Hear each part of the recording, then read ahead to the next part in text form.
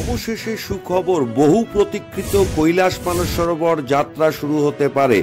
ভারতীয় কূটনৈতিক সম্পর্কে, বিশেষ করে চীনের সঙ্গে ভারতের কূটনীতির সম্পর্কের ৭৫ বছর পূর্তি উপলক্ষে ভারত এবং চীন যৌথভাবে এবছরের ২০২৫ সালের এপ্রিলের পর থেকে আবার যাত্রা শুরু করতে পারে কৈলাস মানস সরোবর। এবং দীর্ঘদিন ধরে কৈলাস মানস সরোবর যাত্রা যখন বন্ধ রয়েছে, তখন সম্প্রতি ভারতের বিদেশ সচিব যখন চীন সফর করছিলেন, সেই সময় চীনা বিদেশমন্ত্রী এবং ভারতীয় বিদেশ সচিব বিক্রম মিশ্রি যৌথভাবে সম্মত হয়ে কৈলাস মানস সরোবর যাত্রার সূচনা করেছেন।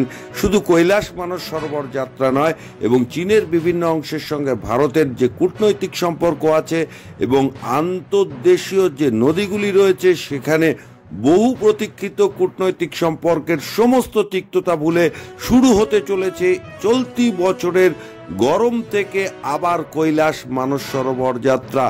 ডোকালামে ভারত এবং চীনের সীমান্ত বিরোধকে কেন্দ্র করে যে যাত্রা বন্ধ হয়েছিল এবং কূটনীতির দরজা প্রায় বন্ধ হয়ে গেছিল বলা চলে, সেই সময় দাঁড়িয়ে ফের শুরু হতে চলেছে কৈলাস মানস সরোবর যাত্রা।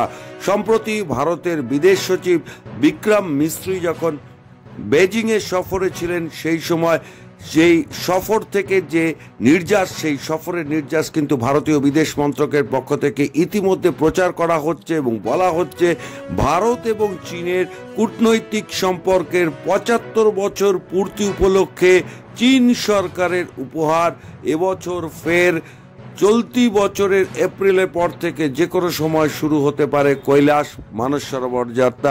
ফলে বহু প্রতীক্ষিত তীর্থযাত্রীদের আর প্রতীক্ষার অবসান, হাতে মাত্র কয়েকদিন গুনতে হবে, তারপরেই তারা পৌঁছে যেতে পারবেন দুদেশের সরকারের তত্ত্বাবধানে তাদের কাঙ্ক্ষিত তীর্থস্থান কৈলাস মানস সরোবর দেখতে। আর এই যাত্রা দেখতে সকলেই উৎসুক।